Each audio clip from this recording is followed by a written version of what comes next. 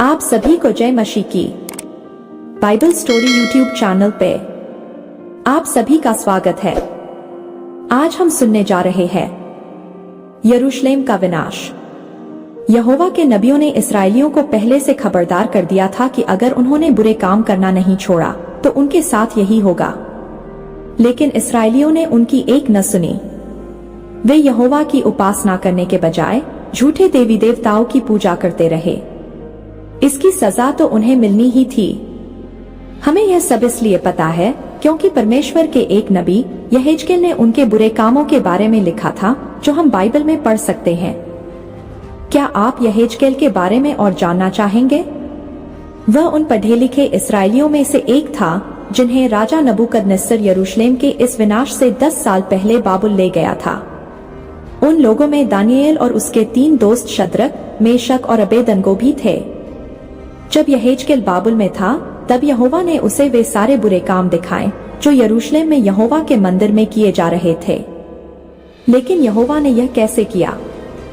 उसने एक चमत्कार किया जिससे यहेजकेल बाबुल में रहकर यरूशलेम के मंदिर में हो रहे बुरे कामों को देख सका। उसने जो देखा उससे उसकी आंखें फटी किफ्टी रह गईं।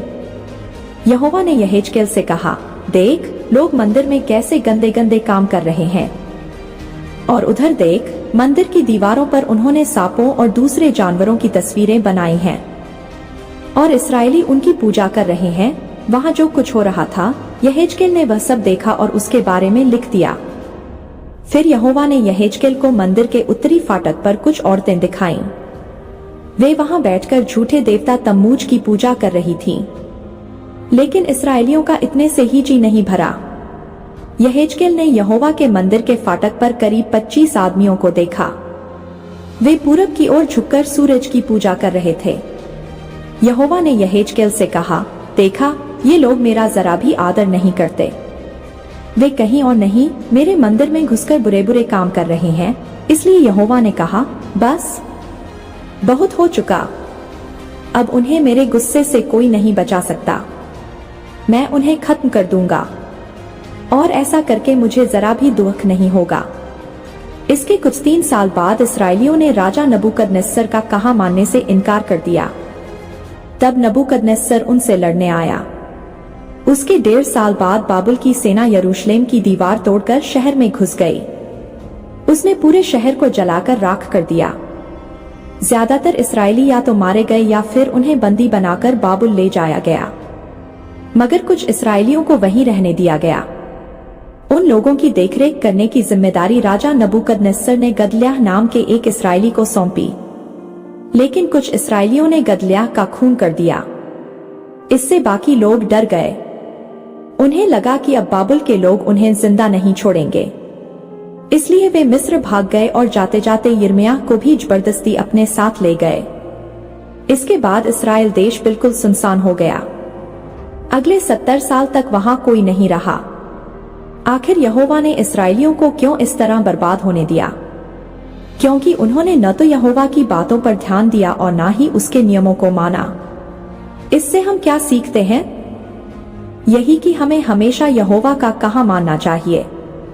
पर इस्राएलियों के साथ इतना सब होने के बाद भी यहोवा ने वादा किया कि वह 70 साल बाद उन्हें वापस यरूशलेम लाएगा।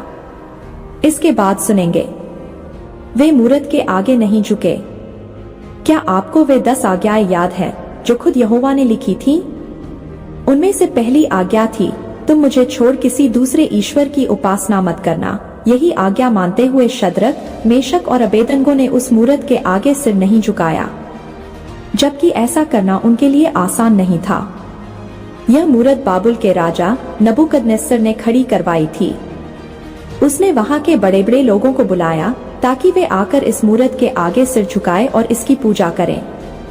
उसने सबसे कहा, जब तुम तुरही, वीणा और दूसरे बाजों की आवाज सुनो तो इस सोने की मूरत के आगे झुकना और इसकी पूजा करना। जो कोई ऐसा नहीं करेगा उसे उसी वक्त आग के धधकते भट्ठे में फेंक दिया जाएगा। जब राजा नबूकदनेस्सर को पता चला कि शद्रक, मेशक और अबेदनगो मूरत के आगे नहीं झुके तो उसे बड़ा गुस्सा आया। उसने फौरन तीनों को अपने सामने बुलाया। उसने उन्हें एक और मौका दिया। लेकिन उन जवानों को यहोवा पर पूरा भरोसा था।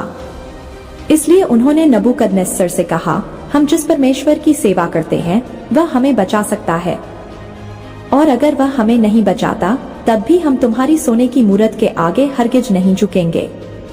यह सुनकर नबूकदनेस्सर का गुस्सा और भड़क उठा। आग का एक भट्ठा पास ही था।